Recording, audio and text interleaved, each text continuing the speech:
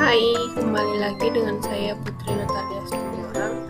Pada video kali ini saya akan membahas tentang populasi, sampel, dan sampling. Populasi. Sugiono dikutip dari Ridwan memberikan pengertian bahwa populasi adalah wilayah generalisasi yang terdiri dari objek atau subjek yang menjadi kuantitas dan karakteristik tertentu yang ditetapkan oleh peneliti untuk dipelajari, kemudian ditarik kesimpulannya.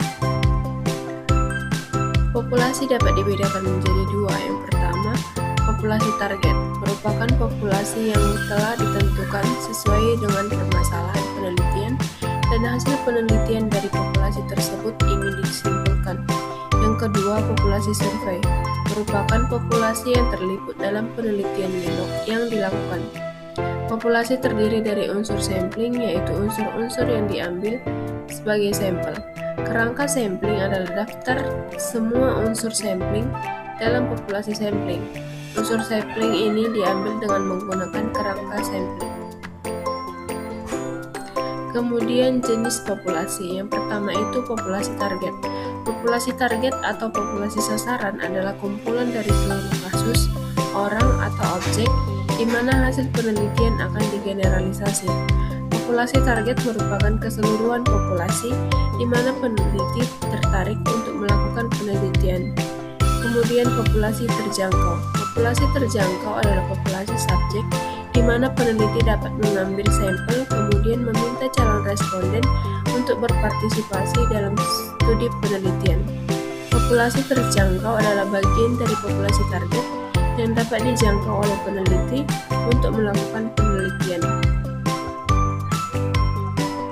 Populasi berdasarkan atas jumlah dibedakan menjadi dua jenis, yakni populasi terbatas dan populasi tak terbatas. Populasi terbatas yaitu mempunyai sumber data yang jelas, batasi secara kuantitatif sehingga dapat dihitung jumlahnya seperti luas area, sawah, jumlah ternak, atau jumlah murid.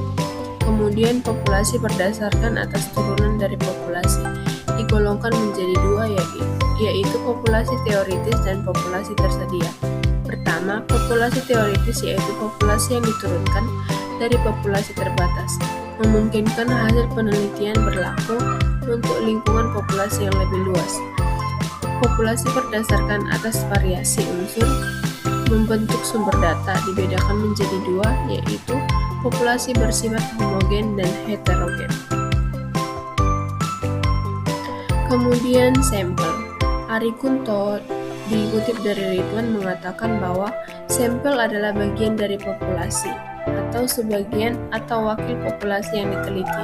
Sampel penelitian adalah sebagian dari seluruh populasi yang diambil sebagai sumber data dan dapat mewakili seluruh populasi. Jadi bisa ditarik kesimpulan sampel adalah sebagian data yang merupakan objek dari penelitian yang diambil. Penggunaan sampel dalam riset mempunyai beberapa manfaat. Konkrang mengemukakan manfaat penggunaan sampel. Yang pertama, menghemat biaya. Yang kedua, mempercepat proses riset. Yang ketiga, memperluas. Dan yang keempat, memperoleh hasil yang lebih akurat. Agar penggunaan sampel dapat memberi manfaat optimal, proses pengambilan sampel memperhatikan hal berikut. Yang pertama, membatasi populasi. Yang kedua, mendaftar unit anggota populasi. Yang ketiga, menentukan jumlah unit yang akan dijadikan sampel. Dan yang keempat, menentukan teknik penyempelan. Kemudian sampling. Somantri menjelaskan bahwa yang disebut dengan sampling acak sederhana adalah sebuah proses sampling yang dilakukan sedemikian rupa sehingga setiap satuan sampling yang ada dalam populasi mempunyai peluang yang sama untuk dipilih ke dalam sampel. Kemudian teknik penarikan sampel. Teknik penarikan sampel dibagi menjadi dua. Yang pertama, probability sampling, dan yang kedua, non-probability sampling. Probability sampling merupakan teknik penarikan sampel di mana setiap unsur atau elemen sampling diberi kesempatan yang sama dan persis sama untuk dipilih dalam sampel. Syarat dalam penarikan sampel probabilitas adalah tersedianya daftar anggota populasi atau daftar unsur populasi. Yang kedua, non-probability sampling. Cara ini dilakukan bila tidak mungkin diperoleh daftar yang lengkap dari populasi penelitian, sehingga tidak terdapat kesempatan yang sama pada anggota populasi. Karena itu, penelitian tidak dapat membuat generalisasi atau kesimpulan yang dapat mewakili populasi. Hasil analisis hanya berlaku untuk anggota populasi yang diteliti. Kemudian, alasan pemilihan sampel.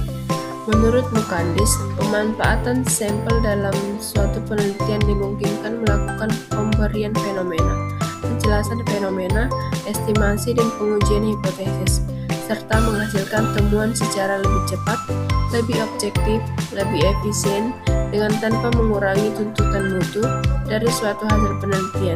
Di samping itu, dengan adanya penggunaan sampel dalam suatu kegiatan, peneliti berpotensi yang pertama, mempertinggi tingkat ketelitian dalam pelaksanaan penelitian, yang kedua menghemat biaya, waktu dan tenaga, yang ketiga mempercepat proses penyelesaian penelitian, yang keempat memperkecil kemungkinan kerugian, dan yang kelima menjaga kelestarian suatu objek atau subjek yang dikaji dalam penelitian. Kemudian kriteria sampel yang baik. Sampel yang baik menurut Kuncoro umumnya memiliki karakteristik yang pertama, sampel yang baik memungkinkan peneliti untuk mengambil keputusan yang berhubungan dengan besaran sampel untuk memperoleh jawaban yang dikehendaki. Yang kedua, sampel yang baik mengidentifikasi probabilitas dari setiap unit analisis untuk menjadi sampel. Yang ketiga, sampel yang baik memungkinkan peneliti menghitung akurasi dan pengaruh dalam pemilihan sampel daripada harus melakukan sensus. Yang keempat, sampel yang baik memungkinkan peneliti menghitung derajat kepercayaan yang diharapkan dalam estimasi populasi yang disusun dari sampel statistik. Kemudian karakteristik sampel yang pertama itu representatif. Sampel dalam penelitian berasal dari target populasi dan unvisible populasi. Jika pengamatan sampel tepat, pastinya sampel yang diamati adalah sampel yang dapat mewakili populasi atau representatif. Yang kedua itu approached sample size. Sampel untuk penelitian bukan hanya dilihat dari cara atau teknik samplingnya, tetapi juga harus memperhitungkan kecukupan sampel yang dibutuhkan. Untuk itu perlu perhitungan besaran sampel dengan menggunakan rumus besaran sampel yang sesuai dengan jenis dan desain penelitiannya, sehingga jumlah sampel minimalnya tercapai. Kemudian yang ketiga itu unbiased. Pengambilan sampel dalam sebuah populasi harus dilakukan secara berhati-hati untuk menghindari adanya bias dalam memilih sampel. Bias yang sering dihubungkan dengan ini adalah selection bias maupun sampling bias. Kemudian selanjutnya non-substitution. Jika sampel telah terpilih, seharusnya tidak terganti-ganti dengan alasan tertentu. Dalam hal ini, peneliti harus mempertimbangkan adanya respon rate dalam menentukan jumlah sampel yang akan direkrut. Yang kemudian visible. Kemudahan mendapat sampel adalah sesuatu yang harus dipertimbangkan oleh peneliti. Penting untuk mendapatkan sampel yang cukup sehingga sampel yang diambil representatif. Kemudian generalizability. Hasil penelitian terhadap sampel dapat digeneralisasikan ke populasi. Hal ini dilakukan jika sampel representatif dan direkrut menggunakan teknik sampling yang tepat sesuai dengan jenis dan desain penelitiannya. Kemudian kriteria sampel. Kriteria sampel dibagi menjadi dua. Yang pertama itu kriteria inklusi. Kriteria inklusi adalah sejumlah karakteristik yang harus dimiliki responden atau partisipan sebagai syarat untuk berpartisipasi dalam penelitian.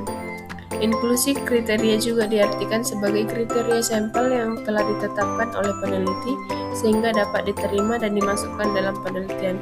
Yang kedua, kriteria eksklusi. Kriteria eksklusi adalah kriteria atau ciri dari sampel yang memenuhi kriteria inklusi, tetapi tidak dimungkinkan peneliti atau tidak mungkin berpartisipasi dalam penelitian yang akan dilakukan. Individu, objek, atau hal lain yang tidak layak sebagai sampel penelitian seharusnya dikeluarkan dari daftar sampel. Kemudian tipe kesalahan yang pertama itu tipe 1 error. Dalam beberapa level, tipe 1 error adalah kesalahan tipe 1 dilambangkan dengan alfa. Yang paling umum dikenal yaitu alfa 1% atau alfa 0,01. Jika hasil penelitian berbeda dengan atau hubungan atau berpengaruh secara signifikan, tetapi dalam kenyataannya di populasi justru tidak signifikan. Inilah yang dikenal dengan kesalahan tipe 1 atau tipe 1 error. Yang kedua itu tipe 2 error. Tipe 2 error atau kesalahan tipe 2 dilambangkan dengan beta. Jika hasil penelitian tidak berbeda atau tidak berhubungan atau tidak berpengaruh secara signifikan, tetapi di dalam kenyataan di populasi justru signifikan. Inilah yang dikenal dengan kesalahan tipe 2 atau tipe 2 error. Kemudian proses pemilihan sampel. Proses pemilihan sampel adalah suatu kegiatan yang berurutan. Apabila kegiatan yang dilakukan dalam pemilihan sampel ditunjukkan dalam pemilihan sampel berikut. Yang pertama itu proses penentuan populasi, yang kedua penentuan unit pemilihan sampel, yang ketiga penentuan kerangka pemilihan sampel, yang keempat penentuan desain sampel, yang kelima penentuan jumlah sampel, dan yang keenam pemilihan sampel. Langkah terakhir dalam proses pemilihan sampel adalah memilih sampel yang diperlukan. Dalam langkah ini, peneliti menentukan elemen yang akan menjadi sampel dari penelitian yang akan dilakukan. Kemudian faktor-faktor yang mempengaruhi penetapan sampel. Faktor-faktor yang dipertimbangkan dalam proses pengambilan sampel adalah yang pertama, keragaman dalam populasi. Dapat bervariasi dari sejumlah individu hingga jutaan orang, tergantung pada cakupan penelitian. Yang kedua, dibutuhkan tingkat keyakinan yang tinggi terhadap hasil penelitian guna memastikan keabsahan temuan. Yang ketiga, toleransi terhadap tingkat kesalahan harus diminimalkan sebisa mungkin agar hasil akurat dan dapat diperoleh. Kemudian yang keempat, tujuan penelitian harus didefinisikan dengan jelas untuk memastikan hasil yang memiliki signifikan. Kemudian yang kelima, peneliti harus memahami adanya batasan-batasan yang mungkin memengaruhi hasil penelitian seperti keterbatasan akses data, sumber data, dan sampel non-probability. Metode pengambilan sampel non-probability didasarkan pada diskresi penelitian dalam pemilihan sampel. Tipe pengambilan sampel ini umumnya bergantung pada keahlian peneliti atau ahli statistik dalam pemilihan sampel. Metode ini sering digunakan dalam tahap penelitian awal ketika tujuan utamanya adalah untuk mengembangkan hipotesis tentang subjek penelitian. Dalam jenis pengambilan sampel ini, setiap anggota populasi tidak memiliki kesempatan yang sama untuk dipilih dan parameter seleksinya hanya ditentukan setelah sampel telah dipilih. Yang non-probability sampling terdiri dari beberapa teknik sampel. Yang pertama, confinement sampling.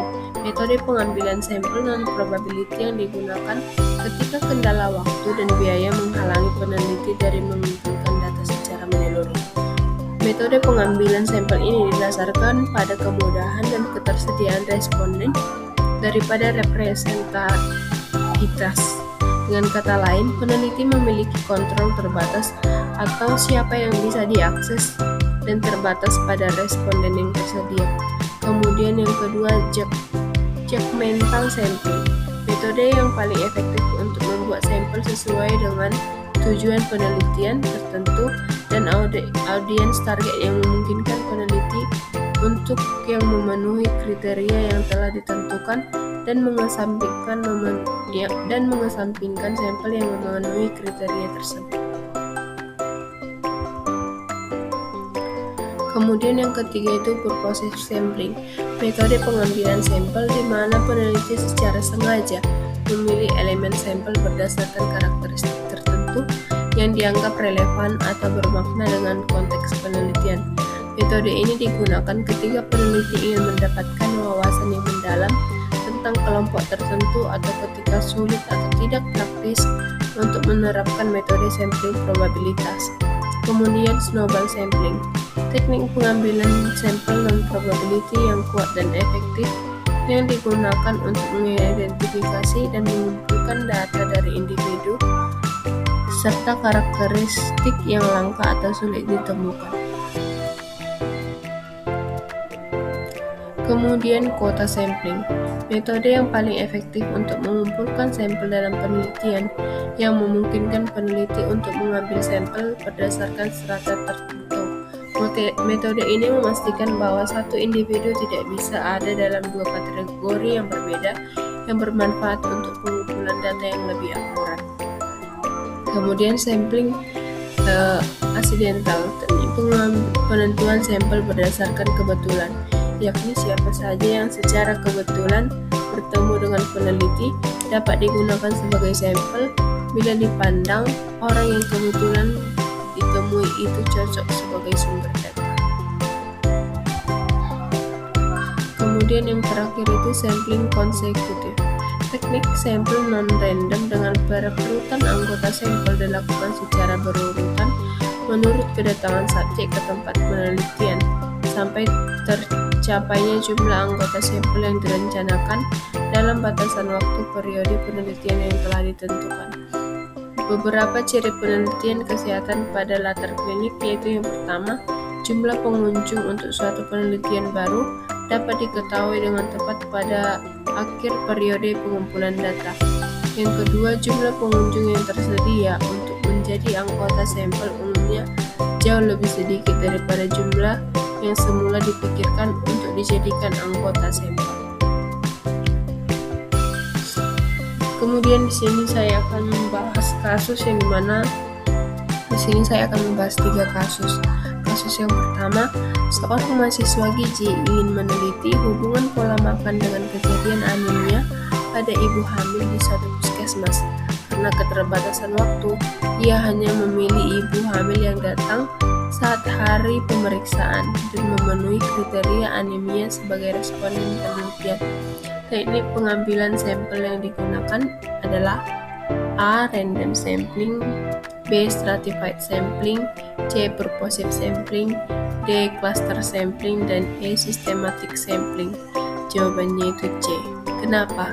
Karena pada kasus ini, peneliti memilih responden secara sengaja berdasarkan kriteria tertentu, yaitu ibu hamil yang mengalami anemia. Pemilihan berdasarkan pertimbangan atau tujuan penelitian seperti ini disebut dengan purposive sampling karena tidak semua anggota populasi memiliki peluang yang sama untuk dipilih. Kemudian kasus yang kedua, dalam penelitian tentang status gizi lansia, peneliti menentukan bahwa ia akan mengambil 30 lansia laki-laki dan 30 lansia perempuan. Pemilihan responden dilakukan hingga jumlah tersebut terpenuhi tanpa menggunakan metode acak. Teknik sampling yang digunakan adalah A. Random sampling, B. Quota sampling, C. Purposive sampling, D. Snowball sampling, dan E. Cluster sampling. Jawabannya itu B. Kenapa? Karena peneliti menetapkan jumlah tertentu untuk setiap kelompok, yakni laki-laki dan perempuan, tanpa proses acak. Hal ini merupakan ciri khas dari quota sampling, yaitu teknik pengambilan sampel berdasarkan jumlah atau kuota yang telah ditentukan sebelumnya. Kemudian kasus yang terakhir atau yang ketiga, seorang peneliti ingin mengetahui kebiasaan konsumsi jajanan pada remaja sekolah.